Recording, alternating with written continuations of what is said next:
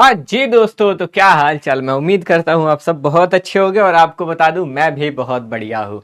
तो स्वागत है आपका आज के इस लेक्चर में, जहां पर हम लोग चैप्टर नंबर 5 के लेक्चर नंबर 2 को स्टार्ट करने जा रहे हैं। ठीक है, चैप्टर नंबर 5 अपना कौन सा था? तो सर वो था ऑर्गेनाइजिंग, यानी कि संगठन।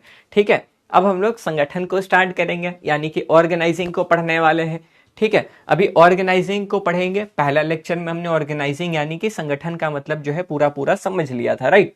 अब हम लोग आज के लेक्चर में जो है समझने वाले हैं कुछ टॉपिक्स जो आज हम लोग देख ही लेंगे। ठीक, चलिए। तो सारे लोग आ रहे हैं, शिफत, तनिष्का, प्रियांशु, जय। ठीक है, जैसा कि ज्योति। ठीक है, तो सारे लोग आ चुके हैं आई थिंक, है ना। अब अगर तुम सब आ ही चुके हो तो मैं करता हूं आज के इस क्लास को स्टार्ट। ठीक है, चलिए ज्योति आइए। अब हमने लास्ट लेक्चर में क्या पढ़ा था? तो हमने लास्ट लेक्चर में जो है पढ़ा था संगठन का अर्थ और संगठन की प्रक्रिया, यानी कि उसके कदम, प्रोसेस और संगठन का महत्व, इंपॉर्टेंस, है ना। हमने ये दो चीजें जो है पिछली क्लास में पढ़ी थी। ऑर्गेनाइजिंग का कॉन्सेप्ट, उसका प्रोसेस और उसका इंपॉर्टेंस। आज जो है हम लोग पढ़ने जा रहे हैं बहुत इंपॉर्टेंट, फॉर्मल और इनफॉर्मल। ठीक है, फॉर्मल और इनफॉर्मल ऑर्गेनाइजेशन के बारे में। फॉर्मल और इनफॉर्मल ऑर्गेनाइजेशन के बारे में आज हम लोग पढ़ने जा रहे हैं। इसका पूरा कंसेप्ट हम लोग आज ही कवर कर लेंगे, यानी कि ये टॉपिक ही आज का आज पूरा खत्म हो जाएगा। ठीक है, तो औपचारिक एवं अनौपचारिक संगठन, फॉर्मल एंड इनफॉर्मल ऑर्गेनाइजेशन का पूरा कंसेप्ट, इसके फीचर, है ना, जो भी चीजें हैं इसमें, इसके फीचर्स, डिमेरिट्स, इंपॉर्टेंस, सारी चीजें आज होंगी। ठीक है, तो सारी चीजें आज हो जाने वाली हैं। ठीक है, आइए स्टार्ट करते हैं। अब बहुत सिंपल टॉपिक है आज का। आज के टॉपिक में कुछ बहुत ज्यादा डेप्थ नहीं है। ठीक है, अगर तुम सोचोगे कि इसमें और भी डेप्थ में जा सकते हैं तो इस टॉपिक में कुछ भी डेप्थ नहीं होता है। ठीक, एकदम सिंपल सा टॉपिक है। एक एग्जाम्पल दूंगा, एक एग्जाम्पल में ही सारी बात समझ में आ जाएगी। ठीक है, एक एग्जाम्पल मैं तुमको बता रहा हूं, सुनना बड़े ध्यान से। जो बात करेगा और फिर कहेगा कि सर प्लीज रिपीट कर दीजिए, तो रिपीट नहीं होने वाला।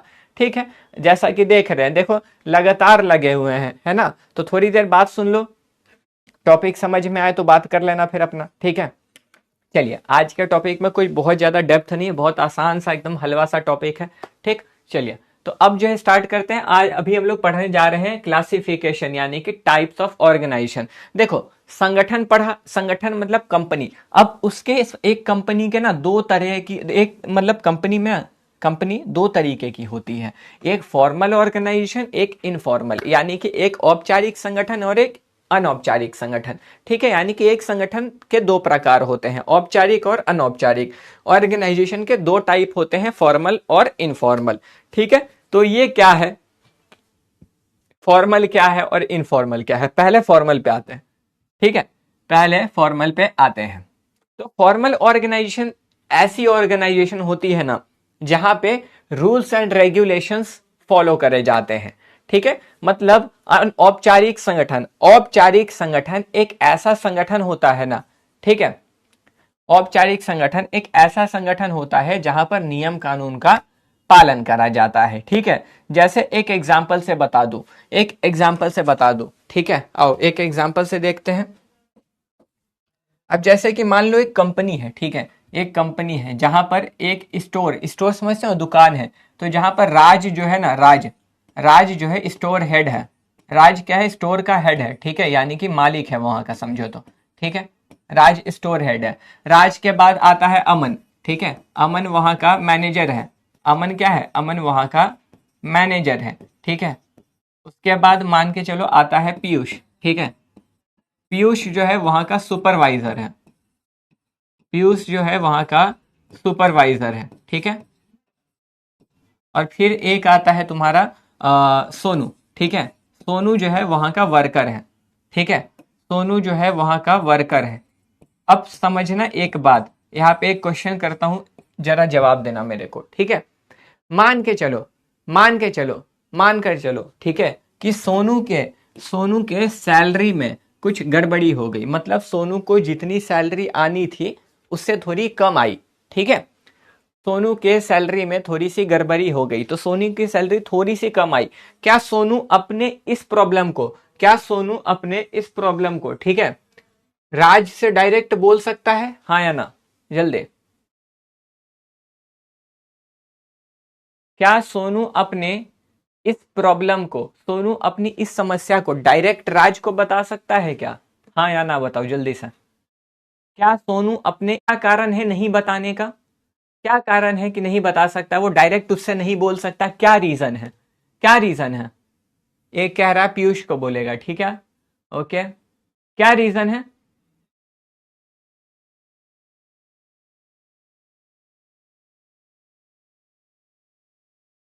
हाँ, अभिषेक सही जवाब दे रहा है, सलमान ठीक है, सूरज ठीक है, सर बहुत अच्छा है। तो जितने लोगों ने, हाँ, सोपान श्रृंखला, बहुत बढ़िया। तो जितने लोग ये जवाब दे रहे हो, ठीक है, जितने लोग ये जवाब दे रहे, स्केलर चेन, सोपान श्रृंखला, बिल्कुल सही। मतलब यहाँ पे इसी का पालन होता है। तो जिस भी कंपनी में सोपान श्रृंखला, chain of command, scalar chain का फॉलो होता है, वो फॉर्मल ऑर्गेनाइजेशन कहा जाता है, ठीक है, वो फॉर्मल ऑर्गेनाइजेशन कहा जाता है, ठीक है, ये चीज अब समझो यहाँ पे। क्योंकि डायरेक्ट वो राज को नहीं बोल सकता, तो ये अपनी प्रॉब्लम पीयूष को बताएगा, पीयूष इसकी प्रॉब्लम आगे बढ़ाएगा और ये यहां तक फिर पहुंचेगा, है ना, ऐसे जाएगा।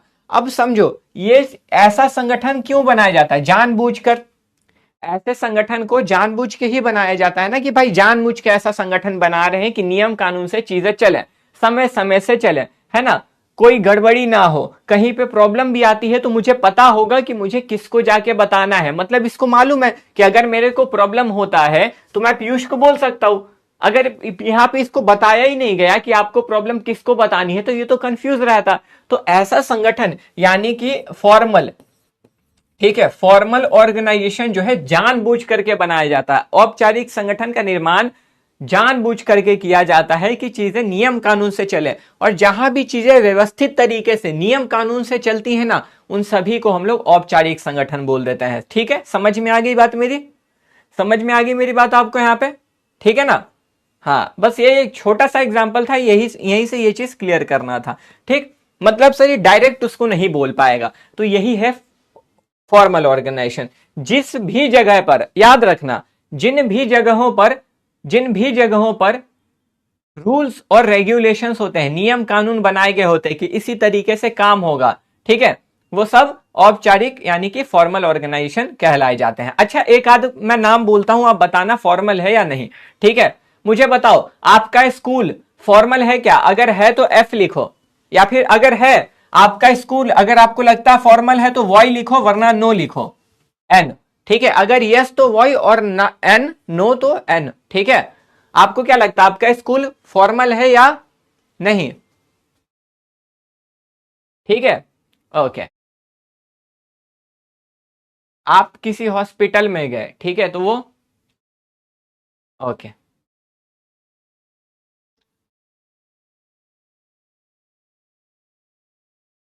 एग्जैक्टली, हॉस्पिटल, स्कूल फॉर्मल है, क्यों? क्योंकि वहां नियम कानून का पालन होता है। मान लो तुम कुछ दोस्त लोग क्रिकेट खेलने जा रहे हो साथ में, ठीक है, तुम कुछ दोस्त लोग साथ में मिलकर क्रिकेट खेलने के लिए जा रहे हो, तो वो भी क्या फॉर्मल है या इनफॉर्मल है? अगर तुम क्रिकेट खेलने के लिए जा रहे हो तो वो फॉर्मल हो रहा है या इनफॉर्मल है, वाई या एन? एग्जैक्टली, ठीक है, तो यही चीज है, समझ गए, यही चीजें हैं। अब यहाँ पर एक बार रीड करो तो जरा क्या लिखा है, बहुत आसानी से सब समझ में आएगा। देखो ये क्या बोल रहा है आपको, ठीक है, सारे पॉइंटर्स लिखने हैं, कुछ भी ऐसा नहीं है जो आपको नहीं लिखना है, ठीक है, सारी चीजें लिखनी है। तो देखो क्या बोल रहा है, फॉर्मल ऑर्गेनाइजेशन का मीनिंग, ठीक है, अ फॉर्मल ऑर्गेनाइजेशन क्या है? A formal organization is a pre planned, क्या है प्री प्लान का मतलब पहले से सोच समझ कर बनाया गया होता है ना, पहले से प्लान करके बनाया गया होता है। प्री प्लान स्ट्रक्चर है जो कि क्रिएटेड इंटेंशनली, इंटेंशनली का मतलब जानबूझकर, अपनी मर्जी से, ठीक है, जो मैनेजमेंट जानबूझ के बनाती है। यानी कि औपचारिक संगठन वह पूर्व नियोजित संरचना है जिसे प्रबंधन द्वारा जानबूझकर बनाया जाता है, ठीक है। अब समझो, ये इसीलिए बनाया जाता है कि सब साथ साथ में मिलके, है ना, एकता से एकदम साथ में मिलके अच्छे तरीके से काम करे और कंपनी के गोल्स को अचीव कर दे। यानी कि संगठन के उद्देश्यों की प्राप्ति हेतु सब साथ में मिलके काम करें और उद्देश्य की प्राप्ति हो पाए, ठीक है। तो इसीलिए बोला it is designed so that people in an organization can work together, ठीक है, can work together effectively to achieve common goals, ठीक है। इसे इस प्रकार बनाया जाता है कि संगठन के लोग सामान्य उद्देश्यों को प्राप्त करने के लिए प्रभावी रूप से साथ मिलकर कार्य कर सकें। ठीक है, फिर आता है इन दिस सिस्टम, यानी कि इस सिस्टम में, फॉर्मल ऑर्गेनाइजेशन में सभी को अपना अपना काम, अपनी जिम्मेदारियां सब पता होती हैं, है ना। तो in this system every person's role, यानी कि उसकी अथॉरिटी, उसकी ड्यूटी और उसकी responsibilities are clearly defined in advance, यानी कि सबको उनका काम पहले से ही बता दिया गया होता है ना।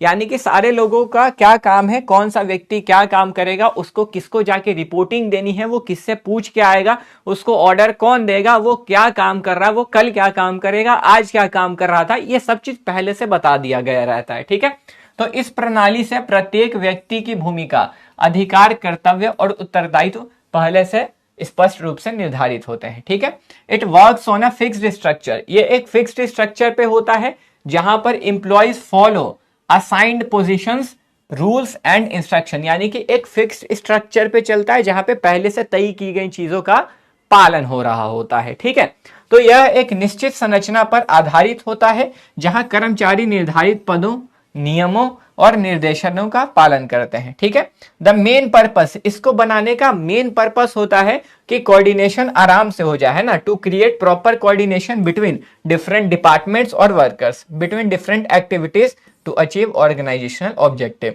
तो इसका मुख्य उद्देश्य संगठनात्मक लक्ष्यों को प्राप्त करने के लिए विभिन्न गतिविधियों के बीच उचित समन्वय स्थापित करना होता है। क्लियर हो गई बात? फॉर्मल ऑर्गेनाइजेशन यानी कि औपचारिक संगठन समझ में आ गया? समझ में आ गया? ठीक है, समझ में आ गया ना, डेफिनेशन, परिभाषा समझ में आ गई। अब आता है तो देखो क्या बोल रहा है। ठीक है, कि उसके कैरेक्टरिस्टिक्स, यानी कि इसकी खासियत क्या है, क्या बोल रहा है, तो इसकी खासियत क्या है। ठीक है, कैरेक्टरिस्टिक्स क्या है, कैरेक्टरिस्टिक्स, औपचारिक संगठन की खासियत क्या है। ठीक है, तो सीधी बात है, देखो ये जो है मेनली बेस्ड ऑन वर्क्स। ठीक है, अब देखो छोटे छोटे से पॉइंट हैं तो सारे पॉइंट लिख लोगे, इसमें क्या है मैं ये करूं। ठीक है, मेन वर्ड क्या है वो बता देता हूं। तो ये जो होता है ना, फॉर्मल ऑर्गेनाइजेशन जो है mainly based on work, not on individual, मतलब ये काम करवाने के उद्देश्य से, काम करवाने के लिए जो है बनाया गया होता है। ठीक है, औपचारिक संगठन मुख्यतः कार्य पर आधारित होता है, व्यक्ति पर नहीं। ठीक है, position and job are more important than the person holding the job. ठीक है, यानी कि इसमें पद और कार्य व्यक्ति से अधिक महत्वपूर्ण है, मतलब आपका क्या पोजीशन है और आपका क्या काम है वो ज्यादा इंपॉर्टेंट हो रहा है। ठीक है, ये चीज, यानी कि इसमें पद और कार्य व्यक्ति से ज्यादा महत्वपूर्ण हो जाते हैं। ठीक है, यानी कि आप किस पोजीशन पे हो और आपका क्या काम है वो ज्यादा इंपॉर्टेंट है। समझ रहे हो? समझ रहे हो? चलो आगे देखते हैं। फिर आ रहा है तीसरा पॉइंट, बोलता है it does not give direct importance to employees emotions but focuses on rules, structure and discipline, यानी कि कर्मचारियों की भावनाओं को प्रत्यक्ष महत्व नहीं देता बल्कि नियमों, संरचना और अनुशासन पर ध्यान देता है। मतलब सीधा सीधा कि भाई जो रूल है, ठीक है, जो नियम है, आपको उनका पालन करना है। आप एम्प्लॉय के साथ क्या हो रहा है उसको यहाँ पे उस चीज से मतलब नहीं है। भाई जो मेरी कंपनी का नियम है, जो मेरी कंपनी सोच के बनाई गई है, आप उस चीज के लिए काम कर रहा है, मैं यही मानूंगा। ठीक है, तो फॉर्मल ऑर्गेनाइजेशन में ये चीजें हो रही होती हैं। ठीक, work is done according to a plan system, ये तो पहले ही पता लग गया कि भाई इसमें काम जो होता है पहले से तय किया गया होता है कि किसका क्या काम है, वो प्लान्ड सिस्टम होता है, पहले से तय किया हुआ रहता है। ठीक है, तो कार्य एक नियोजित प्रणाली के अनुसार किया जाता है। ठीक, ठीक है, उसके बाद कोऑर्डिनेशन, यानी कि अभी जस्ट पढ़ा ना आपने कि बनाया क्यों जाता है कि कोऑर्डिनेशन हो सके, सब समन्वय के साथ में काम करे, यानी कि सब मिलजुल के काम करे, एकता बना के काम करे, है कि नहीं, आपस में कोई लड़े नहीं, इसी चीज के लिए तो इसको बनाया गया है। तो देखो coordination is maintained between different departments and activities. ठीक है, तो विभिन्न विभागों और गतिविधियों के बीच समन्वय बनाए रखा जाता है। समझ में आ रही है मेरी बात? ठीक है, अब आ रहा है it is carefully designed and developed by top management, यानी कि इसको बनाने वाला कौन होता है, तो टॉप मैनेजमेंट। ठीक है, ये लाइन यहाँ पे एमसीक्यू बनती है, ये लाइन जो है ना, ये लाइन एमसीक्यू बनेगी। ठीक है, एग्जाम में तो इसे उच्च प्रबंधन द्वारा सावधानी पूर्वक तैयार और विकसित किया जाता है। ये लाइन एमसीक्यू बनती है एग्जाम में, ध्यान रखना है इसका आपको, ठीक है। फिर आ रहा है it has a clear hierarchical system with chain of command. Hierarchical मतलब क्या होता है, इसमें आदेश श्रृंखला के साथ एक स्पष्ट पदानुक्रम होता है। हिरार्की मतलब होता है एक ऑर्डर, ठीक है। हिरार्की का मतलब क्या होता है, जैसे यहां लिखा है ना हिरार्कियल सिस्टम, तो हिरार्की का मतलब होता है एक ऑर्डर, समझ रहे हो। हिरार्की मतलब समझ रहे हो, ऑर्डर, ऑर्डर कि भाई इस तरीके से आपको फॉलो करना है। जैसे होता है ना एक हिरार्की कि ये टॉप है, ये मिडल है, ये लोअर है, तो ऐसे चलेगा। सबसे ऊपर कौन है, तो टॉप रहेगा, फिर मिडल, फिर लोअर, तो इसको हिरार्की कहते हैं, यानी कि एक सीक्वेंस बोलते हैं, एक ऑर्डर बोलते हैं, समझ रहे हो। हिरार्की मतलब ये होता है। तो इसको जो है बनाया जाता है क्लियर हिरार्कियल सिस्टम में, कि टॉप लेवल ऊपर होगा, मिडल बीच में होगा, लोअर नीचे होगा, उससे भी नीचे वर्कर होगा। तो इसको उसी चीज से बनाया जाता है और बोलता है कि भाई आपको जो है चेन ऑफ कमांड यानी कि सोपान श्रृंखला स्केलर चेन को फॉलो करना है, ठीक है। वो तो आपने एग्जांपल में देख ही लिया कि स्केलर चेन फॉलो हो रहा था, ठीक है। तो यहां तक चीजें क्लियर है, किसी को कोई दिक्कत नहीं। एक बार डाउट देखते हैं, फिर उसके बाद आगे बढ़ेंगे, ठीक है। भागने से ऐसे ही कैसे याद हो जाएगा। अब कोई गाना तुम्हें याद करना, तो उस गाने को कम से कम 3-4 बार तो सुनना ही पड़ता है, तभी जाके याद होता है ना। तो वैसे ही पढ़ाई भी तो है, 3-4 बार कम से कम एक एक चैप्टर रिवाइज करोगे तब जाके याद होगा ना। मुरारी बहुत प्यारा सा सजेशन दे रहा हूं बालक, ठीक है। थोड़ा सा संभल के चलो, वरना ऐसे गड्ढे में गिरोगे कि निकलना मुश्किल हो जाएगा फिर, ठीक है।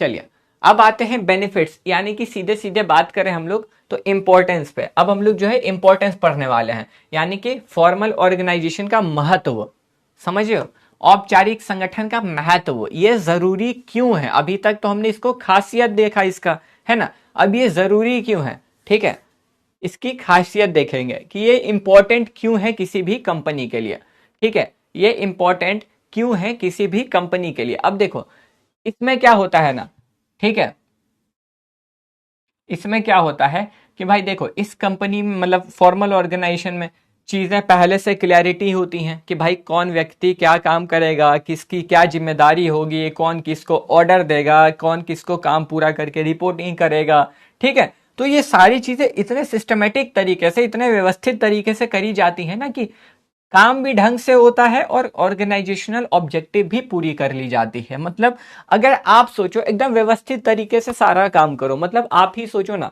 कि आपको एग्जाम में जितना नंबर लाना है, मान के चलो आपका जो भी नंबर है, ठीक है, आपको जो भी नंबर लाना है, आपने डिसाइड कर लिया मुझे इतने नंबर लाना है, और आप डेली बेसिस पे प्रतिदिन एकदम समय से अपनी पढ़ाई कर रहे हो, जो होमवर्क मिल रहा होमवर्क कर ले रहे हो, ठीक है, रिवीजन टाइम टू टाइम कर रहे हो, तो वो नंबर तो मिल ही जाएगा, है कि नहीं।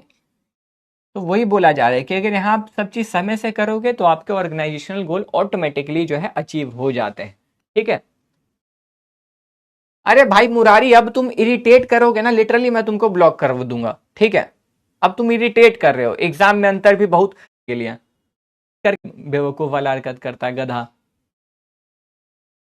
गधा है।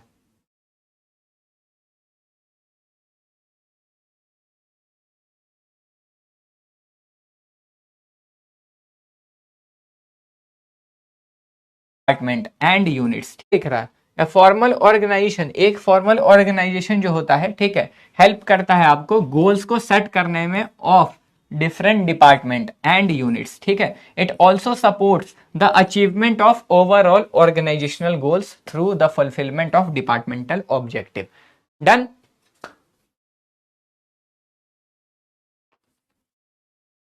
फीचर्स करता है, यह विभागीय होते हैं बाबू, ठीक है। चलिए, तो औपचारिक संगठन विभिन्न विभागों और इकाइयों के उद्देश्यों को निर्धारित करने में मदद करता है। यह विभागीय उद्देश्यों की पूर्ति के माध्यम से संगठनात्मक लक्ष्यों की प्राप्ति में सहायता करता है, ठीक है। नेक्स्ट आता है आपका दूसरा। अब देखो ये वही बात बोल रहा है फिर से कि यहाँ पे क्लियरली डिफाइन कर दिया गया होता है, ठीक है, ठीक है। यहां पर क्लियरली डिफाइन कर दिया गया होता है कि किस व्यक्ति का क्या काम होगा, किसकी क्या जिम्मेदारियां होंगी, किसकी किसके प्रति अकाउंटेबिलिटी यानी कि जवाबदेही होगी, वो किसको जाके अपने काम की रिपोर्टिंग देगा, है ना। तो वही लाइन बोल रहा है कि इट क्लियरली डिफाइंस, ये क्लियरली बता देता है relationship between authority and responsibility. ठीक है, यानी कि क्लियरली बता देता है कि आपके पास कितनी पावर है और आपकी जिम्मेदारियां, आपका काम क्या क्या है। ठीक है, which leads to better communication within the organization. तो यह अधिकार और उत्तरदायित्व के संबंधों को स्पष्ट करता है, जिससे संगठन में बेहतर संचार स्थापित होता है। ठीक है, अब देखो, आप मुझे एक बात बताओ, मैं तुमसे एक क्वेश्चन कर रहा हूं। ठीक है, लाइक मान के चलो कंपनी में, ठीक है, कंपनी में सारे लोगों को उनका काम क्लियर है। ठीक है, कि उनको क्या करना है। 5 लोग हैं, 5 लोग को बेहतर तरीके से पता है कि भाई उनका क्या क्या काम है। ठीक है, तो मुझे बताओ, अगर 5 लोगों को मालूम होगा कि मेरा ये काम है, मेरा ये काम है, मेरा ये काम है, तो इनको क्या कंफ्यूजन होगा कभी? बोलो, कभी इनको कंफ्यूजन होगा क्या? जल्दी बताओ, कभी इनको कंफ्यूजन होगा क्या? हाँ बाबू, लिखना है, सारे पॉइंट्स लिखने हैं। ठीक है, इंपॉर्टेंट और एडवांटेज सेम रहेगा सर। नहीं, एडवांटेज अलग होता है कि एडवांटेज मतलब है कि भाई इसमें क्या क्या फायदा होगा, है ना। इंपॉर्टेंस है कि ये जरूरी क्यों है, ये बताता है। नहीं, यानी कि कंफ्यूजन नहीं रहेगा, सबको क्लियर है कि भाई उनका क्या क्या काम है। तो वही बोल रहा है, देखो ना, since duties are clearly designed there is no confusion about the role of each member. ठीक है, क्योंकि उनका ड्यूटी पहले से बता दिया गया रहता है, तो उनको कोई भी कंफ्यूजन नहीं होता। इसी का रिजल्ट है कि duplication of work is avoided. This helps in preventing wastage of resources and conflict among individuals. ठीक है, तो कर्तव्यों के स्पष्ट निर्धारण के कारण प्रत्येक सदस्य की भूमिका में कोई भ्रम नहीं रहता। परिणाम स्वरूप कार्यों की, क्या लिख रहा है, परिणाम स्वरूप कार्यों की पुनरावृत्ति नहीं होती, जिससे संसाधनों की बर्बादी और आपसी संघर्ष से बचाव होता है। ठीक है, उसके बाद चौथा पॉइंट बोल रहा है कि देखो, यहां आपने पहले एग्जाम्पल में ही देख लिया। ठीक है, आपने पहले एग्जाम्पल में ही देख लिया कि भाई यहाँ सोपान श्रृंखला का पालन हो रहा है। देखा कि नहीं देखा? आपने खुद ही जवाब दिया ना कि भाई नहीं, वो डायरेक्ट उसको नहीं बोल सकता, अपने ऊपर वाले को बोलेगा। आपने तो पहले बार में देखा, एग्जाम्पल में देखा ना, देखा ना कि सर चेन ऑफ कमांड यानी कि सोपान श्रृंखला का पालन हो रहा है ना।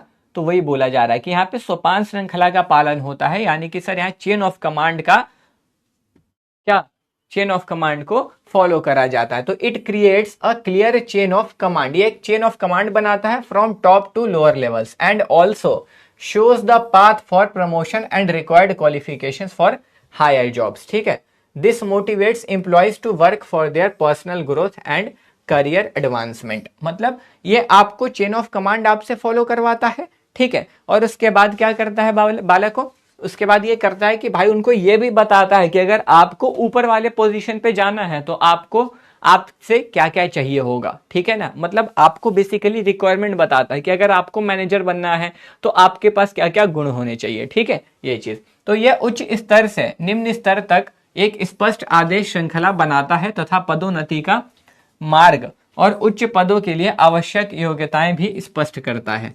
इससे कर्मचारियों को व्यक्तिगत विकास और करियर उन्नति के लिए प्रेरणा मिलती है। ठीक है, और लास्ट पॉइंट इसका, तो देखो इसमें होता है कि भाई यहाँ पे बहुत क्लियर पॉलिसीज, अब ये तो तुम जान रहे हो पॉलिसी क्या होती है ना, ये सारी चीज तुमने प्लानिंग में पढ़ ली है। तो यहाँ पे बहुत क्लियरली पॉलिसीज, रूल्स, प्रोसीजर्स, ये सारी चीजें बहुत क्लियर होती हैं। मतलब यहाँ पे जो नीति है ना, नियम, सर उसकी क्रियाएं, प्रक्रियाएं, ये सारी चीजें बहुत क्लियरली, बहुत स्पष्ट तौर से बता दी गई होती हैं। समझ रहे हो?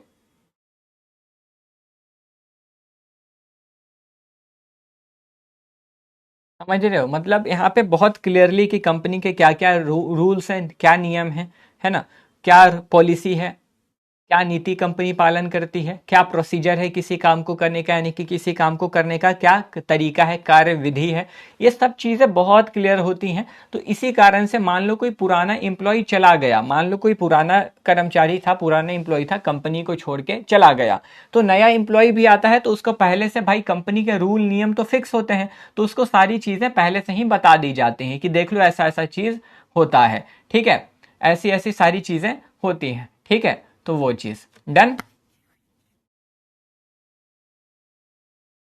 तो इसी की वजह से नया एम्प्लॉय आता है, उसको नियम कानून, प्रक्रियाएं, क्रियाविधि, सारी चीजें बता दी जाती है, तो उसको काम करने में कोई दिक्कत नहीं आती है कि नहीं। तो वही चीज है। ठीक है, तो formal organization brings stability in the organization through policies, procedures, rules and regulations, ठीक है।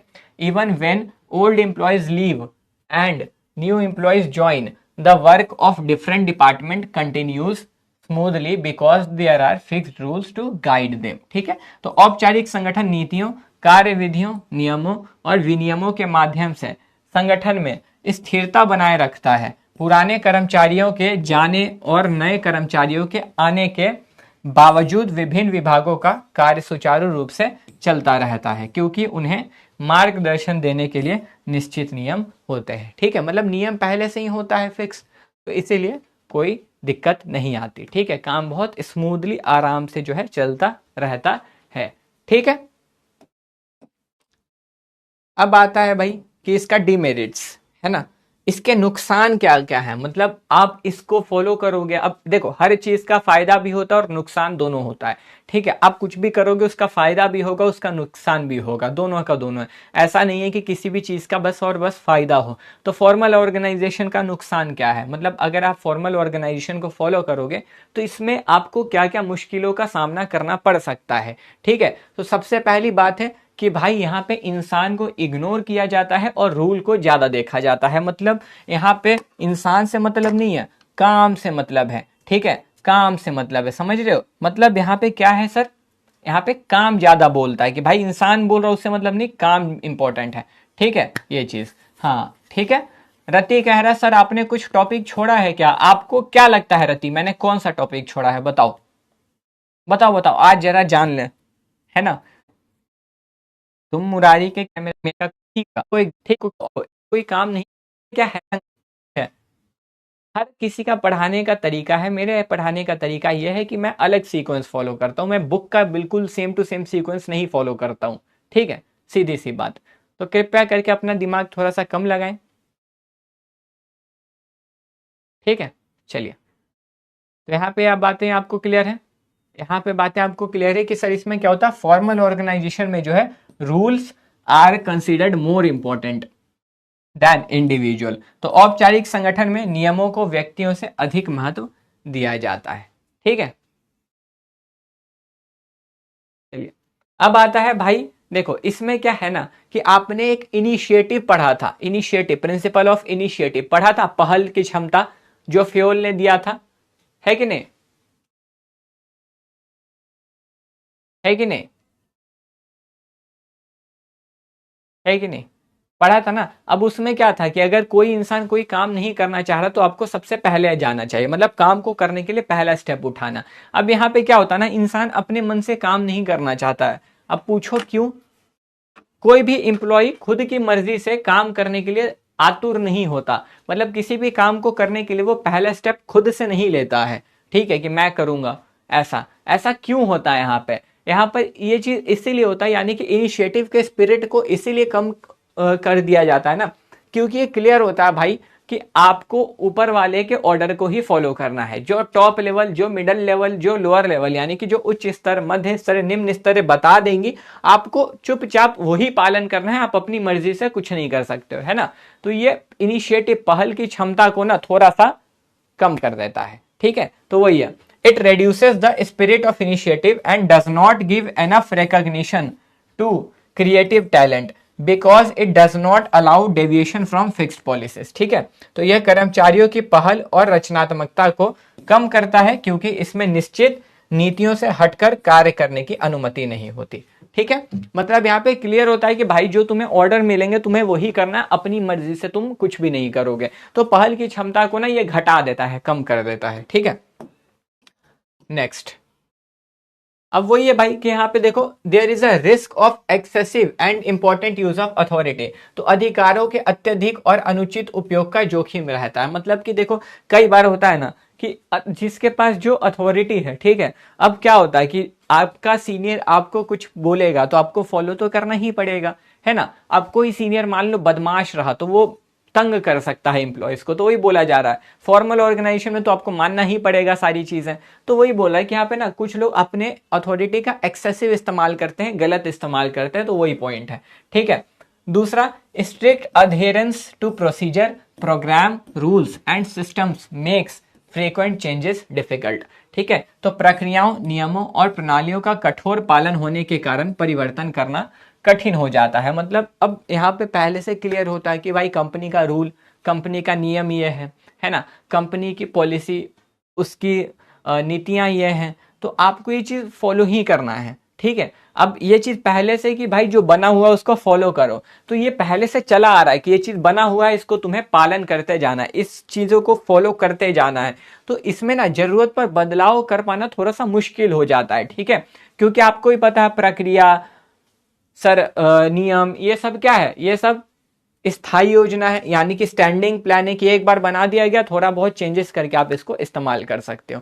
तो वही बोल रहा है कि यहाँ पे सारी चीजें पहले से सेट होती हैं। ठीक है, तो इनमें ना चेंजेस कर पाना थोड़ा सा मुश्किल होता है, क्योंकि सभी की अनुमति चाहिए होती है। ठीक है, तो इसमें चेंज करना उतना आसान नहीं है, वही बोल रहा है ये पॉइंट। ठीक है, a formal organization is impersonal, so human emotions and personal feelings are not considered. तो औपचारिक संगठन अव्यक्तिगत होता है, इसीलिए इसमें मानवीय भावनाओं और व्यक्तिगत संबंधों पर ध्यान नहीं दिया जाता। मतलब कि यहाँ पे सीधा ये बोलना चाह रहा है आपको कि भाई इसका इंसान से, ठीक है, कोई खास मतलब नहीं होता है, ये काम पे फोकस करता है। ठीक है ना, ये काम पे फोकस करता है कि भाई देख लो, जो काम है तुम काम को पूरा करके दो। ठीक है, काम हुआ या नहीं हुआ वो बताओ, इसको इंसान से खास मतलब नहीं है। ये पर्सनल रिलेशन किसी से बनाने पे ध्यान नहीं देता। इसका चेन ऑफ मोटिव है कि जो काम दिए हैं किसी तरीके से काम पूरा होना चाहिए।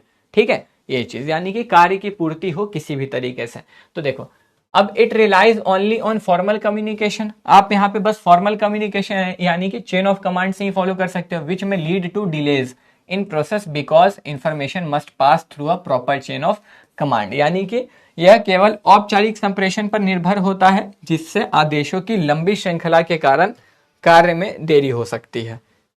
मतलब कि ये साफ आपको बोल रहा है कि भाई देखो, यहाँ पे chain of command, scalar chain he follow होता है ना, यहाँ पर स्केलर चेन ही फॉलो होता है। ठीक है, तो इस वजह से कई बार होता है कि स्केलर चेन की वजह से लेट हो सकता है, क्योंकि क्या होगा, एक एक एक एक एक एक एम्प्लॉय करके जाएगा। सोपान श्रृंखला का अगर पालन करोगे तो वो एक एक कर्मचारी होके जाएगा। तो इस वजह से कई बार जो है ना, हमें अप्रूवल लेने में, यानी कि किसी भी चीज की आज्ञा लेने में कभी कभी देरी हो जाती है, तो हमें डिसीजन लेने में भी उस कारण देरी हो जाती है। ठीक है, तो ये delay in communication, slow communication होता है, क्योंकि हमें एक एक एम्प्लॉय होके गुजरना पड़ता है किसी भी चीज के अप्रूवल के लिए। स्केलर चेन में क्या भाई, उसको फॉलो करना पड़ेगा, तो इसलिए डिले इन कम्युनिकेशन होता है, संप्रेषण में देरी आती है इसकी वजह से। ठीक है, आपका फॉर्मल ऑर्गेनाइजेशन पूरा का पूरा खत्म हो गया है।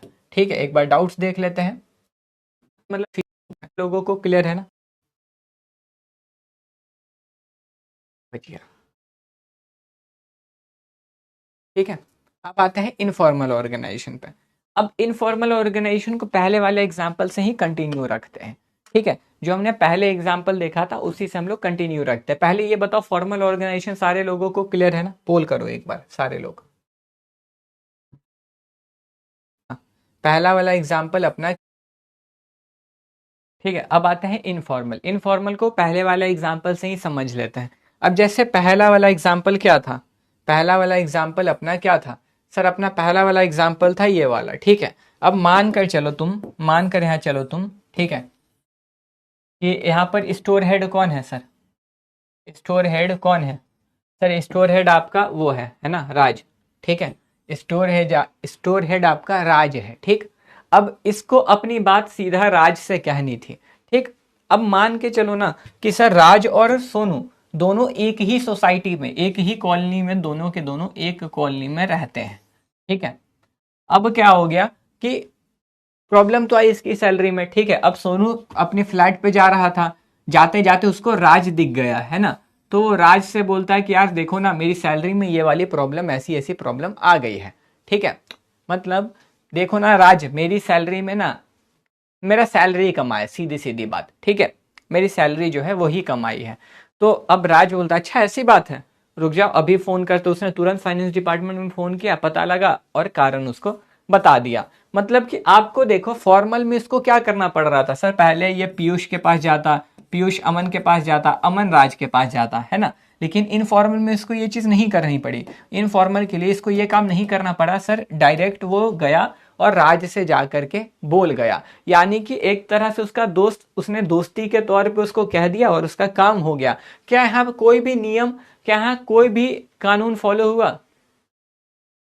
बताओ, क्या यहाँ कोई भी रूल रेगुलेशन फॉलो हुआ? कुछ भी नहीं ना, कुछ भी नहीं सर। ये तो दोस्ती के तौर पर उसको कह गया है ना, ये दोस्ती के तौर पे उसको जो है कह गया। ठीक है, तो वही बातें कह रहा है कि सर फॉर्मल में नियम कानून का पालन होता है, इनफॉर्मल में किसी भी तरीके के नियम कानून का पालन नहीं होता है। ठीक है, ये बनाया जाता है, ये बनाया ही इसीलिए जाता है कि भाई लोग अपनी सामाजिक आवश्यकता पूरी कर सके। सर सामाजिक आवश्यकता, आप देखो, तुम किसी भी कंपनी पे काम करोगे तो तुम्हारे कुछ ना कुछ दोस्त तो तुम्हें चाहिए होंगे ना, कि भाई मेरे एक आध दोस्त बन गए, वरना तुम काम करते करते डिप्रेशन में चले जाओगे, है ना। कंटिन्यू बेसिस पे अगर तुम काम करोगे एकदम चुपचाप रोबोट की तरह, तो तुम क्या है, तुम डिप्रेशन में यानी कि डिस्प्रेशन में चले जाओगे। ठीक है, तो वही यहाँ पे आपको कह रहा है कि देखो एन इनफॉर्मल ऑर्गेनाइजेशन, साफ साफ इसका कहना है कि an informal organization is a social structure that develops naturally, जो कि खुद बन जाता है among employees within a formal organization. It is not created intentionally. इसको कोई जानबूझ के नहीं बनाता। ये वाला लाइन एमसीक्यू बनता है बाय मैनेजमेंट। ठीक है, मतलब इसका निर्माण मैनेजमेंट नहीं करती है। ठीक है, ये जो है अपने आप बन जाता है। जैसे मान के चलो, ठीक है, तुम लोग कंपनी में काम कर रहे हो, तुम लोग जॉब करते हो, अब जब लंच के टाइम पे बैठे, तो अब लंच के टाइम पे 3-4 लोग साथ में बैठ गए, अब आपस में लोग लंच शेयर करके खा रहे हैं, क्रिकेट के ऊपर बातें चल रही हैं, तो ऐसे दोस्ती हो जाती है ना, ऐसे दोस्ती हो जाती है ना। तो वही बोला जा रहा है कि अपने आप बन जाता है, इसको कोई बनाता नहीं है। ठीक है, अब आप जहां भी काम कर रहे हो वहां आपकी दोस्ती होनी ही चाहिए, तो मतलब होगी तो आपकी जो एक होता है ना कि भाई मेरा दोस्त होगा तो काम करने में भी मन लगेगा, ये आपकी सोसाइटल नीड है, ये आपकी क्या है, सोसाइटल नीड है, यानी कि सामाजिक आवश्यकता है जिसको ये पूर्ति करता है। ठीक है, अनौपचारिक संगठन वह सामाजिक संरचना है जो औपचारिक संगठन के भीतर कर्मचारियों के बीच स्वाभाविक रूप से विकसित होती है, इसे प्रबंधन द्वारा जानबूझकर नहीं बनाया जाता। ठीक है, ये चीज। अब आता है instead it arises due to mutual relationship. Mutual relationship मतलब दो लोगों की वजह से।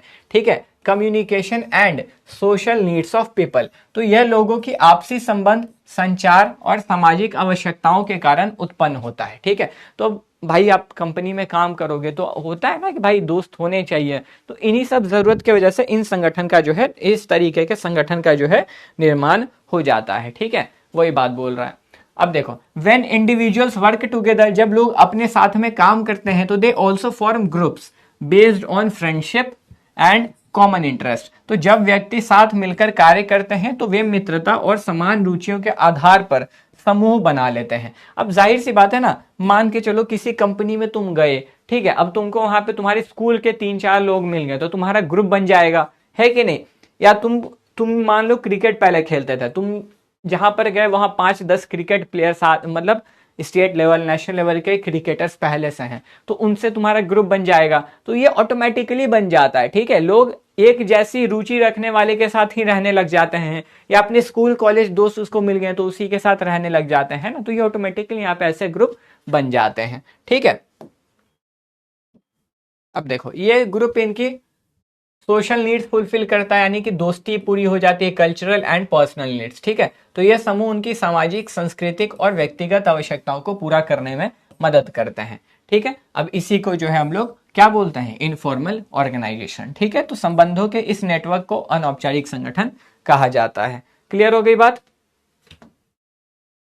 अब देखो औपचारिक संगठन के फायदे, यानी कि सर इनफॉर्मल ऑर्गेनाइजेशन की कैरेक्टरिस्टिक्स की इसमें क्या क्या फायदे हैं, है ना, इसमें क्या क्या फायदा है, मतलब इसमें क्या फायदा होगा। अब देखो सबसे पहली बात तो इसको कोई बनाता नहीं है, इसको देखो फॉर्मल तो बनाया जा रहा ना, वो तो मैनेजमेंट बना रही है, उसको तो क्रिएट कर रही है जानबूझ के कि काम हो, इसको किसी ने बनाया नहीं है, ऑटोमेटिकली नेचुरली बन गया। ठीक है, नेचुरली बन जाता है। तो वही बोल रहा है कि एन इनफॉर्मल ऑर्गेनाइजेशन, एक इनफॉर्मल ऑर्गेनाइजेशन जो है develops naturally and is not planned by management. तो अनौपचारिक संगठन स्वाभाविक रूप से विकसित होता है और इसे प्रबंधन द्वारा योजनाबद्ध रूप से नहीं बनाया जाता। ठीक है, ये चीज। अब ये सर ऐसे संगठन बनते क्यों हैं, तो ऐसे संगठन इसीलिए बनते हैं, ठीक है, ऐसे संगठन इसलिए बनते हैं कि भाई लोगों को दोस्ती चाहिए होती है, सब चाहते हैं कि हम कहीं काम कर रहे हैं तो मेरा कुछ तो दोस्त हो वहां जिससे बात करें, अपना टेंशन सॉल्व करें, बात कर पाए, तो इससे उनकी टेंशन खत्म होगी। तो वही बोल रहा है कि इट अराइजेस, ये निकलता है सोशल इंटरेक्शन से, मतलब आप दो लोग आपस में बात करोगे तो ऑटोमेटिकली दोस्ती हो जाती है।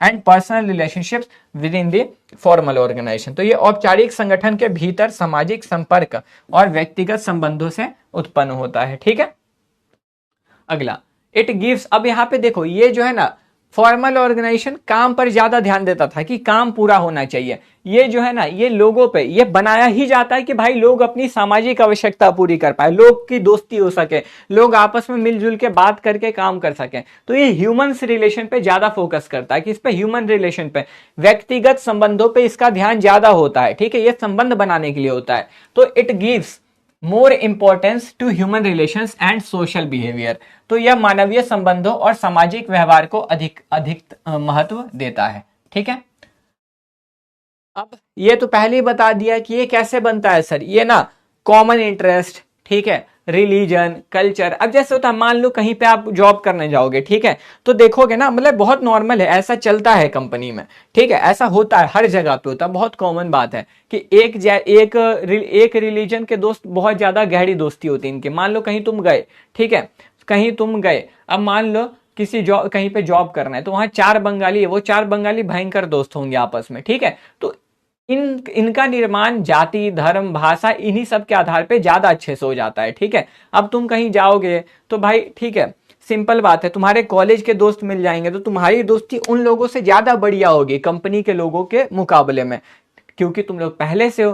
तो ये ना इसी आधार पे बनाया जाता है, कॉमन इंटरेस्ट, कि तुम लोग सेम चीज पसंद करते हो, तुम लोग सेम जगह से हो। अब तुम मान लो बिहार से बाहर कहीं जॉब करने जाओगे, तुमको वहां कहीं बिहारी मिल जाएगा ना, तो तुम खुश हो जाओगे और उसके साथ तुम्हारी दोस्ती और अच्छी हो जाएगी, क्योंकि तुम बोलोगे नहीं नहीं ये तो मेरे यहाँ का है। ठीक है, तो वही बातें बोली जा रही हैं कि it is formed on the basis of common interest, ठीक है, language, religion, culture and shared problems. ठीक है, तो यह समान रुचियों, भाषा, धर्म, संस्कृति और साझा समस्याओं के आधार पर बनता है। ठीक है, अब यहाँ पर ध्यान रखना कि यहाँ पे कुछ भी नियम कानून नहीं होता, कुछ भी नहीं। ठीक है, सब आपस में दोस्त बन के रहते हैं। तो वही, अब जहां दोस्ती होती है वहां कोई नियम कानून होता है क्या? कोई नियम कानून नहीं होता है। तो its rules are not official, इसका कोई ऑफिशियल रूल नहीं होता defined, but develop through mutual understanding and group behaviour. तो इसके नियम आधिकारिक रूप से निर्धारित नहीं होते, बल्कि आपस समझ और समूह के व्यवहार से विकसित होते हैं। ये पॉइंट एमसीक्यू है इसमें। ठीक है, चलिए, ये कोई फिक्स नहीं होता है। क्लियर है यहां तक? अब आ रहा है इट्स स्ट्रक्चर, वही बात फिर से कि ये कोई फिक्स नहीं होता है, यहाँ पे कुछ चीजें फिक्स नहीं है, आपको जिससे मन आप उससे बात कर सकते हो, फ्री फ्लो कम्युनिकेशन है ना, आपकी जिससे मर्जी आप उससे बात करो, क्योंकि यहाँ इस संगठन में तो कोई नियम कानून है नहीं। तो इसीलिए कह रहा है कि its structure is not fixed because it is a flexible and changing social network. तो इसकी संरचना निश्चित नहीं होती, क्योंकि वह एक लचीला और बदलता हुआ सामाजिक नेटवर्क होता है। ठीक है, अब it is temporary in nature, ये टेम्पररी होता है नेचर में, and can change according to situations and needs. तो ये अस्थायी प्रकृति का होता है और परिस्थितियों के अनुसार बदल जाता है। ठीक है, तो ये यहाँ पे यही है बस। आगे चलते हैं।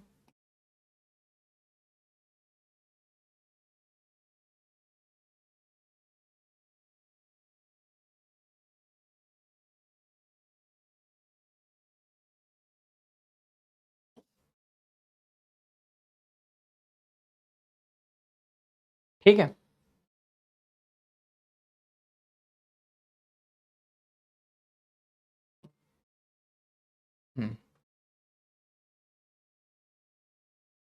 भाई क्या किया है, नहीं है इससे पहले इसका महत्व क्या है, ये क्यों होना है, ऑर्गेनाइजेशन का इंपॉर्टेंस क्या है। ठीक है, इन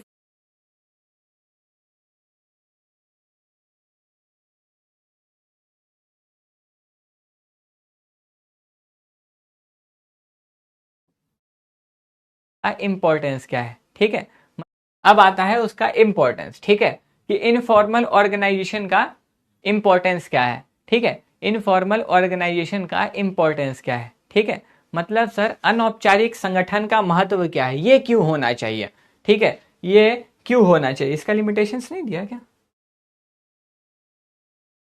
पहले अवगुण पढ़ लेते हैं, ठीक है, पहले जो है इसका अवगुण पढ़ लेते हैं, फिर वो पढ़ लेंगे, डन है।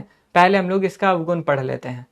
आ जाओ, इसको ना एक काम करते हैं, सारा सेलेक्ट करके, कैसे होता है भाई,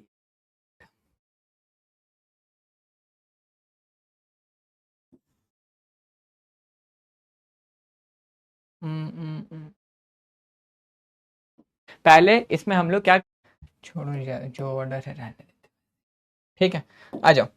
क्या बात कर रहा है सर, पहले इसका अवगुण यानी कि पहले इसकी लिमिटेशंस पढ़ लेते हैं, ठीक है, पहले इसमें हम लोग क्या करते हैं, ठीक है, पहले हम लोग इसकी लिमिटेशन पढ़ लेते हैं, ठीक है, आ जाओ। पहले हम लोग क्या करेंगे, इसकी लिमिटेशन किसमें, बुराइयां क्या क्या है, इसमें बुराइयां क्या क्या है, ठीक है, ये चीज। चलिए भैया, यहाँ पे क्या लिख रहा है कि डिमेरिट्स और डिसएडवांटेजेस ऑफ इनफॉर्मल ऑर्गेनाइजेशन। तो सबसे पहला, यहाँ पे कुछ नियम कानून फिक्स नहीं होता, कुछ भी चीजें पहले से तय नहीं करी गई होती हैं, ठीक है, तो यहाँ पे ना लोग बदलाव नहीं होने देते हैं। अब तुम ही बताओ ना, यहाँ पे लोग आपस में ग्रुप बना लेते हैं, ठीक है, आपस में सारे लोग ग्रुप बना लेते हैं और उनको कुछ भी ऐसा लगता है ना कि ये तो हमारे खिलाफ हो रहा है, वो लोग तुरंत धरने पे बैठ जाते हैं, मतलब वो लोग चेंजेस को अडॉप्ट नहीं करना चाहते हैं, ठीक है, वो तुरंत उसका अपोज करने लगते हैं, तुरंत उसका विरोध करने लग जाते हैं, ठीक है। तो ये बात आपको समझ में आ रही है, ये बात आपको समझ में आ रही है? अवॉइड एडॉप्टिंग न्यू, ये बात आपको समझ में आ रही है? देखिए, तो क्या बोल रहा है, informal groups tend to resist change, they avoid adopting new skills and new procedures which can hinder the growth and improvement of the organization. Hinder मतलब जो परेशानी बनती है ना, और अनौपचारिक समूह में परिवर्तन का विरोध करने की प्रवृत्ति होती है, वे नए कौशल और नई प्रक्रियाओं को अपनाने से बचते हैं, जिससे संगठन के विकास और सुधार में बाधा आती है, ठीक है। अगला आता है second, it helps to overcome the limitations of formal and contributes to achieve, ठीक है, नहीं है, इसका नहीं है भाई, क्या चक्कर है यार, के व्यवहार नेत्री, ठीक है। चलिए, सेकंड पॉइंट है कि informal leaders may sometimes create problems for the organization as they may use their influence against management policies and affect the behaviour of group member. यानी कि अनौपचारिक नेता कभी कभी संगठन के लिए समस्या उत्पन्न कर सकते हैं, क्योंकि वे अपने प्रभाव का उपयोग प्रबंधन की नीतियों के विरुद्ध कर सकते हैं और समूह के सदस्यों के व्यवहार को प्रभावित कर सकते हैं। इस पॉइंट का मतलब क्या है, समझना बड़े ध्यान से, इस पॉइंट का मतलब समझना बड़े ध्यान से। तुम देखते हो कभी कभी कुछ लोगों की बात, कुछ लोग जैसे इतना ज्यादा मानने लग जाते हैं कि उनकी बातों को वो सही समझते हैं, और उनके जो लीडर है यानी कि जो उनके सीनियर उनको कह रहे हैं, उनको वो गलत मानने लग जाते हैं, ठीक है। जैसे कि मान के चलो ये उसकी बात कर रहा है कि जैसे यहाँ पे होता है ना कि जैसे कुछ लोग अभी जैसे आपने मूवीज देखी है क्या, पुरानी मूवीज बताइए तो एक बार जल्दी से, आपने पुरानी मूवीज देखी है क्या? आपने बचपन में पुरानी मूवीज देखी है हिंदी में के वर्ड? ओके, एक बोला इंग्लिश बेस्ट है। हाँ, अब जैसे मूवी में देखते थे, कभी कुछ लोगों को लगता था कि हाँ, जैसे ये काम ना पुरानी मूवीज में ज्यादा विलेन का होता था, आपने ये चीज देखा होगा कि पुरानी मूवीज में ये काम ज्यादातर विलेंस का होता था, कि उनको कोई चीज अच्छी नहीं लगती थी ना, उनको अगर कोई चीज अच्छी नहीं लगती थी तो वो क्या करते थे, तुरंत लोगों को भड़का के उनसे धरना करवा देते थे कि धरने पर बैठ जाओ, तुरंत भड़का देते थे, है कि नहीं? तो ये उसी की बात कर रहा है कि यहाँ पे जो लीडर्स होते हैं ना, कुछ लोग अपना पावर का इन्फ्लुएंस करके लोगों को भड़का के धरने पे बैठ जाते हैं, ठीक है, तो वही चीज है कह रहे हैं यहाँ पे, ठीक है। चले नेक्स्ट पॉइंट पे, नेक्स्ट पॉइंट पे चलें, चलिए आइए। अब आता है informal groups put pressure on there member, यानी कि इनफॉर्मल ग्रुप जो है ना प्रेशर करता है अपने मेंबर्स पे, मतलब कि सर ये वही चीज है कि ये लोग ना अपने मेंबर्स को प्रेशर करते हैं भाई कि हमारी बातों को मानो, हमारी बातों को मानो, क्योंकि क्या होता है ये तो दोस्ती और इन सब चीजों पे बनता है, ये दोस्ती और इन सब चीजों पे बन जाता है। अब लोगों की संख्या यहाँ पे ज्यादा हो जाती है, तो अब कहीं पर ज्यादा लोग साथ में एक साथ बोलते हैं ना, तो कंपनी को भी लगता है यार ये लोग एक साथ बोल रहे हैं, है ना। और कई बार होता है ज्यादा लोगों की आवाज मजबूत हो जाती है, तो ये लोग अपने पावर का इस्तेमाल करके मैनेजमेंट पे प्रेशर करते हैं कि भाई तुम मेरी बातों को मानो, है ना, ये चीज करके। तो वही बोला जा रहा है। अब यहाँ पर सर मैनेजमेंट क्या करेगी फिर, तो अगर मैनेजमेंट को लगेगा ये जो बोल रहे हैं वो कंपनी के लिए फायदेमंद है, यानी कि अगर मैनेजमेंट को ऐसा महसूस होगा कि भाई ये जो बता रहे हैं या फिर ये जो हमसे डिमांड कर रहे हैं वो कंपनी के लिए फायदेमंद है, तो ठीक है, नहीं तो फिर जाओ, ठीक है, नहीं तो फिर जाओ, ऐसा चीज करते हैं सीधा सीधा। तो informal groups put pressure on their members to maintain uniformity. If group norms so against organizational objective it can be harmful for the organization. तो अनौपचारिक समूह अपने सदस्यों पर एक रूपता बनाए रखने का दबाव डालते हैं, यदि समूह के मानदंड संगठनात्मक उद्देश्यों के विपरीत हो तो वह संस्था के लिए हानिकारक हो सकते हैं, ठीक है। और ये 4th नंबर। अब आ रहा है इनफॉर्मल ऑर्गन। अब देखो जैसे कि ये क्या है सर, ये तो सर एक मतलब इनफॉर्मल ऑर्गेनाइजेशन है ना, यहाँ पे कुछ भी नियम कानून फिक्स नहीं है, यहाँ पे स्केलर चेन का फॉलो नहीं होता है, तो यहाँ पे कोई कुछ भी करेगा तो इतना आसान। अच्छा मुझे एक बात बताओ ना, इनफॉर्मल चेन जहाँ पे फॉलो मतलब फॉर्मल चेन, स्केलर चेन जहाँ पे फॉलो नहीं करा जा रहा है, तो वहां पर बातें कहाँ से निकल रही पता लगेगा कभी? बोलो जल्दी बताओ एक बार। इनफॉर्मल यानी कि फॉर्मल चेन, स्केलर चेन का पालन कहीं नहीं हो रहा, सोपान श्रृंखला का पालन किसी जगह पे नहीं हो रहा, तो अगर कोई उधर झूठ बोलेगा, कुछ भी ऐसा बोलेगा, तो पता कर पाना बहुत मुश्किल होगा, है ना। पता कर पाना ये चीज बहुत ही ज्यादा मुश्किल होगा सर। मुश्किल इसलिए हो जाएगा ना, मुश्किल इसलिए हो जाएगा क्योंकि लोगों को फिक्स नहीं है कि किसने बोला। अब क्या होगा, एक अफवाह इधर फैली, एक अफवाह उधर फैली, एक उधर, अब पकड़ पाना मुश्किल है कि भाई ये अफवाहें किसने फैलाई हैं, है ना, क्योंकि यहाँ पे चीजें क्लियर नहीं होती हैं। कौन सा मैनेजमेंट ने बनाया है, ये तो लोगों ने आपस में बना लिया, अब ये लोग आपस में कुछ भी बोलेंगे, ठीक है। तो इस चीज को पकड़ पाना बहुत ज्यादा मुश्किल होता है, ठीक है। चलिए, तो वही है, देखिए इनफॉर्मल कम्युनिकेशन में स्प्रेड र्यूमर, यानी कि यहाँ पे अफवाहें फैलती हैं, विच कैन क्रिएट कंफ्यूजन, जिससे कंफ्यूजन होता है, मिसअंडरस्टैंडिंग, गलतफहमी, कॉन्फ्लिक्ट, लड़ाई, ये सब पैदा होती है एम्प्लॉय के बीच में। This can be damaging for the organization. तो अनौपचारिक संप्रेषण के कारण अफवाहें फैल सकती हैं, जिससे कर्मचारियों के बीच भ्रम, गलतफहमी और विवाद उत्पन्न हो सकते हैं, जो संगठन के लिए हानिकारक होते हैं, ठीक है, ये चीज। चलिए डन हो गया। अब हम लोग इसका बस महत्व देखेंगे, ठीक है। अब हम लोग क्या देखेंगे सर, अब हम लोग इसके महत्व के बारे में पढ़ने जा रहे हैं, ठीक है। अब हम लोग इसके महत्व के बारे में जो है पढ़ने जा रहे हैं, ठीक।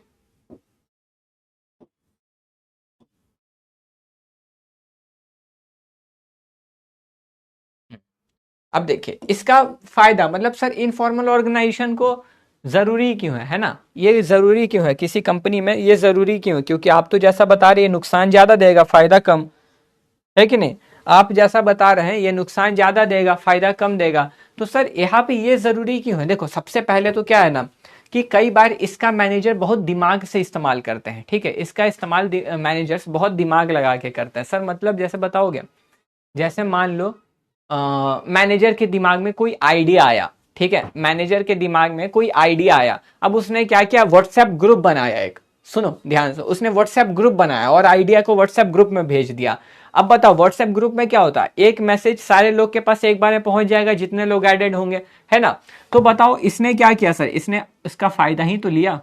इससे क्या होगा सर, बातें जल्दी होंगी, मतलब एक एक से पूछने की जरूरत नहीं है, एक बार ग्रुप में मैसेज डाला और सारे लोगों से जानकारी मिल गई, यानी कि प्लान कैसा, बाकी लोगों को प्लान कैसा लगा ये भी लगे हाथों पता लग गया, है कि नहीं। तो वही बोल रहा है, देखो there is no fixed communication channel so information spreads quickly, यानी कि यहाँ पे कोई भी कम्युनिकेशन चैनल फिक्स नहीं है, इसलिए बातें जल्दी फैलती हैं, ठीक है। And feedback is received immediately. अब अगर लोगों को प्लान अच्छा लगा है, लोगों को प्लान अच्छा लगा है तो क्या करेंगे, व्हाट्सएप पे हाँ सर बढ़िया है, बढ़िया बढ़िया प्लान है, बढ़िया प्लान है, तो फीडबैक भी तुरंत मिल जाता है, ठीक है। इसमें कोई निश्चित संप्रेषण मार्ग नहीं होता, इसलिए सूचना तेजी से फैलती है और प्रतिक्रिया तुरंत मिलती है, ठीक है। दूसरा, ये जो है फॉर्मल ऑर्गेनाइजेशन को सपोर्ट करता है। इससे क्या हो रहा है भाई, देखो तुरंत तुरंत हमें जानकारी मिल रही है ना, हमें तुरंत तुरंत इंफॉर्मेशन मिल रही है, इससे पता चलता है कि ये चीज बढ़िया है। तो ये ना फॉर्मल ऑर्गेनाइजेशन को सपोर्ट करता है और काम को थोड़ा स्पीड करता है। तो बस वही बोल रहा है कि ये अनौपचारिक संगठन इनफॉर्मल ऑर्गेनाइजेशन फॉर्मल ऑर्गेनाइजेशन को सपोर्ट करता है। It supports the formal organization and makes it more effective by helping in its functioning. यह औपचारिक संगठन को समर्थन देता है और उसके कार्यों को अधिक प्रभावी बनाता है। क्योंकि देखो आप कितना भी रोक लोगे, हर कंपनी में ना फॉर्मल और इनफॉर्मल ऑर्गेनाइजेशन होते ही हैं, क्योंकि जहां भी इंसान काम कर रहे हैं उनको दोस्त चाहिए ही होते हैं। तो उस कंपनी में उनके दोस्त होते हैं, तो इनफॉर्मल ऑर्गेनाइजेशन तो पहले से ही बना रहता है। ठीक है, अब दोस्तों की वजह से बहुत लोग ऑफिस जाते हैं, बहुत लोग स्कूल जाते हैं, बहुत लोग कॉलेज जाते हैं। ठीक है, तो यही उनको चलाने में भी मदद करता है कि भाई लोग दोस्त की वजह से आ रहे हैं, आ तो रहे हैं। ठीक है, ये चीज अब क्या है भाई, तो देखो वही बातें बोल रहा है कि घूम फिर के it helps to overcome the limitations of formal organization and contributes to achieve organizational goal. तो यह औपचारिक संगठन की कमियों को दूर करने में मदद करता है और संगठनात्मक लक्ष्यों की प्राप्ति में योगदान देता है। यहाँ पे ध्यान दिया ना, ये फॉर्मल ऑर्गेनाइजेशन में ज्यादा काम से मतलब होता है कि लोग सेल्फिश होंगे, थोड़ा काम से काम रखेंगे। ये सर लोगों से रिश्ते बनाता है कि भाई लोगों से उनकी जरूरतें जानेंगे, उनको क्या प्रॉब्लम है वो पहचानेंगे, उस हिसाब से चीजें करेंगे। ठीक है, तो जो कमियां फॉर्मल ऑर्गेनाइजेशन में थी ना, ये उसको दूर करता है, इनफॉर्मल उसको दूर कर देता है। तो जो कमी औपचारिक संगठन में थी, अनौपचारिक संगठन में वो चीज पूरी हो जाती है। ठीक है, it encourages management to be more alert and careful in planning as informal groups also influence organizational decision। यानी कि ये बोला, यह प्रबंधन को अधिक सतर्क और सावधान बनाता है क्योंकि अनौपचारिक समूह भी निर्णय को प्रभावित करता है। तो ये बोल रहा है कि भाई इससे मैनेजमेंट को पता, ये भी पता लग जाता है कि भाई देखो ऐसे कुछ ग्रुप है हमारे ऑर्गेनाइजेशन में, है ना। इससे मैनेजमेंट को यह भी पता लग जाता है कि ऐसे भी कुछ हमारे ऑर्गेनाइजेशन में, संगठन में ग्रुप हैं जो हमारे डिसीजन का विरोध करेंगे, तो हमें प्लान ढंग से बनाना होगा। ठीक है, सोच समझ के बनाना होगा। तो ये रहता, तो इससे उनको ये भी पता चलता है। ठीक, it fulfills employees and social needs such as friendship, communication and sharing emotions which increases job satisfaction and a sense of belonging। तो यह कर्मचारियों की सामाजिक आवश्यकताओं जैसी मित्रता, बातचीत और भावनाओं को साझा करने की जरूरत को पूरा करता है, जिससे नौकरी संतुष्टि और अपनापन बढ़ता है। तो देखो ये बेसिकली वही बात है कि हर किसी को चाहिए होता है कि भाई वो जहाँ पे काम कर रहा है उसके कुछ वहां पे दोस्त हों, है ना, वो अपनी बात किसी से शेयर कर सके, उसको अगर कोई प्रॉब्लम आ रही तो अपनी प्रॉब्लम किसी से बोल सके, हर किसी को चाहिए होता है ना। तो इन चीजों को दूर करता है और क्या सर, ये अपनापन का एहसास दिलाता है कि भाई चलो मेरे यहाँ कोई तो अपना दोस्त है, वरना चुपचाप आते हैं, कंप्यूटर पे बैठते हैं, काम करते हैं, काम हो गया। ठीक है, ऐसा। फिर it provide psychological satisfaction to employees as they set opportunities to express their feelings and feel accepted within a group. तो यह कर्मचारियों को मानसिक संतुष्टि देता है क्योंकि उन्हें अपनी भावनाएं व्यक्त करने और समूह में स्वीकार किए जाने का अवसर मिलता है। ठीक है, तो मतलब ये बेसिकली आपको क्या बोल रहा है, तो ये बोल रहा है कि भाई आपको भी यहाँ पे ना आपको संतुष्टि मिलती है कि चलो मेरे इस कंपनी में कुछ तो दोस्त हैं। ठीक है, मेरे इस कंपनी में कुछ तो दोस्त हैं जो मेरी बातों को सुनते हैं, जिनसे मैं अपनी बात कह सकता हूं। तो ये पॉइंट बस यही कह रहा है। ठीक है, बताइए यहां तक किसी को कोई दिक्कत, एक बार डाउट्स देख लेते हैं। पोजीशन पे उस अपनी बात फॉर्मल वहां रिलेशन चेंज स्टार्टिंग वाले लेक्चर में।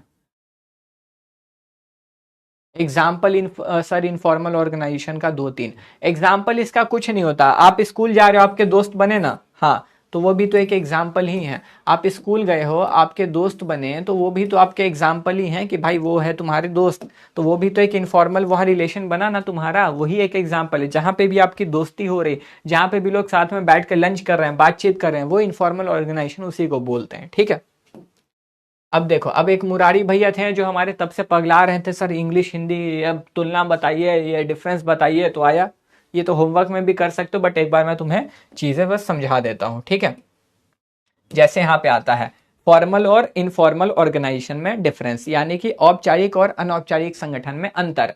ठीक है, तो ये तो पता है कि भाई ये तो डेफिनेशन, उसकी परिभाषा है कि ये स्ट्रक्चर ऑफ अथॉरिटी रिलेशनशिप है।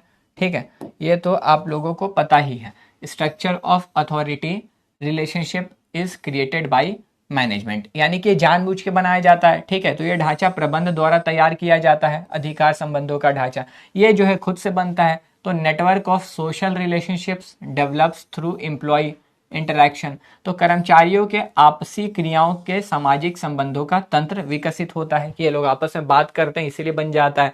अब ये बनता कहाँ से, यानी कि इसका शुरुआत कहाँ से होता है, ठीक है, ये तो उसका मीनिंग था, ये उसका ओरिजिन कि इसकी शुरुआत कहाँ से होती है, ठीक है ना, ये चीज। चलिए,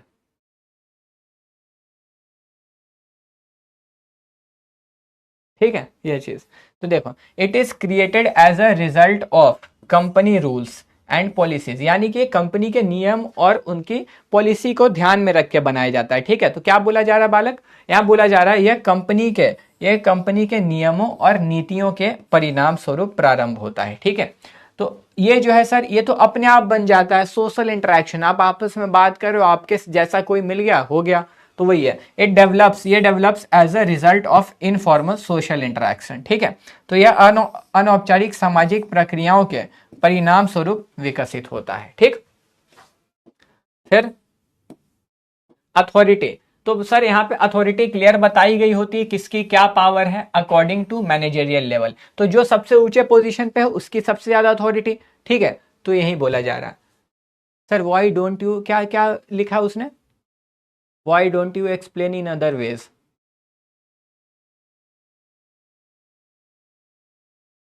करते रहिए या अधिकार प्रबंधकीय स्तर और पदों के अनुसार निर्धारित होते हैं, ठीक है। यानी कि यहाँ पे जो अधिकार हैं सर, वो पद, अब देखो ना, जिसका जितना ऊंचा पोजीशन होगा उसका अधिकार उतना ज्यादा होगा, है कि नहीं। तो वही बोला जा रहा है, यहाँ पे कुछ भी नहीं, यहाँ पे कोई पावर किसी पास नहीं होता, सब आपस में दोस्त जैसा व्यवहार करते हैं, ठीक है। तो ये determined by personal qualities and influence, तो यह व्यक्तिगत गुणों और प्रभाव द्वारा निर्धारित होता है, ठीक है। बिहेवियर, यहाँ पे सर आपको क्या रूल्स वगैरह फॉलो करने होंगे, है ना, तो behaviour is guided by rules and regulation, तो आपको काम रूल्स सबका पालन करना होगा, नियम कानून का। तो व्यवहार नियमों और विनियमों द्वारा निर्देशित होता है कि आपको क्या करना है क्या नहीं करना है, यहाँ पे कुछ नहीं, आपको जिससे मर्जी उससे बात कीजिए, आपको जो करना है वो करिए, ठीक है। तो नो फिक्स्ड पैटर्न, यहाँ पे कोई भी व्यवहार का कोई निश्चित पैटर्न नहीं होता है, ठीक है, ये चीज।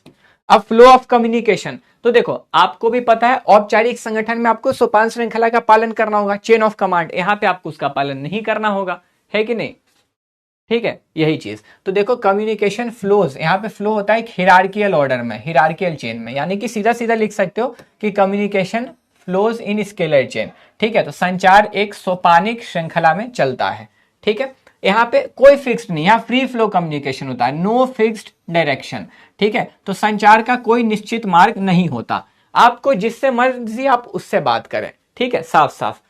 अब नेचर, यानी कि इसकी प्रकृति कैसी है, तो भाई इसमें जो बोल दिया आपको वो मानना ही मानना है, तो रिजिड और फिक्स्ड है ना, दृढ़ और निश्चित है कि जो बोलेगा वो मानना है, यहाँ पे कुछ फिक्स नहीं होता, ये आप बदल सकते हो, अपनी मर्जी से आप यहाँ काम करते हो, ठीक है।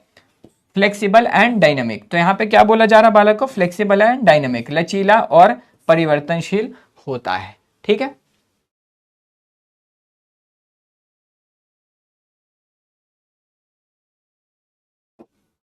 ठीक है, लीडरशिप, अब भाई मैनेजर यहाँ पे लीडर होता है, यहाँ पे लीडर कौन है, मैनेजर, प्रबंधक ही नेता होता है, यहाँ पे कोई नहीं होता है, लीडर में और में नॉट बी द मैनेजर, तो यहाँ जरूरी नहीं कि नेता प्रबंधक हो, यानी कि मैनेजर ही यहाँ पे लीडर रहे, कोई जरूरी नहीं, ठीक है, या फिर लीडर यहाँ नहीं भी होगा, ठीक है। तो चलिए, आज हमने फॉर्मल और इनफॉर्मल ऑर्गेनाइजेशन को पूरा कंप्लीट किया है, ठीक है। आज हमने फॉर्मल और इनफॉर्मल ऑर्गेनाइजेशन को पूरा पूरा क्या किया है सर, कंप्लीट किया है, ठीक है। अब हम लोग कल पढ़ेंगे ऑर्गेनाइजेशनल स्ट्रक्चर, ठीक। तो चलिए अब एक बार डाउट्स देख लेते हैं चैट्स। पहले तो इनका तो पहले ये होता था, कुछ नहीं समझ में आ रहा रिफंड करो, कुछ क्लासेस तो इनका यही चला है, अब इनका ये नया चल रहा है ना। चलिए, रवि प्रकाश, आपको फिर से 30 दिन के लिए ब्लॉक करवा दूं, बोलो मजा आ जाएगा, करवा दूं।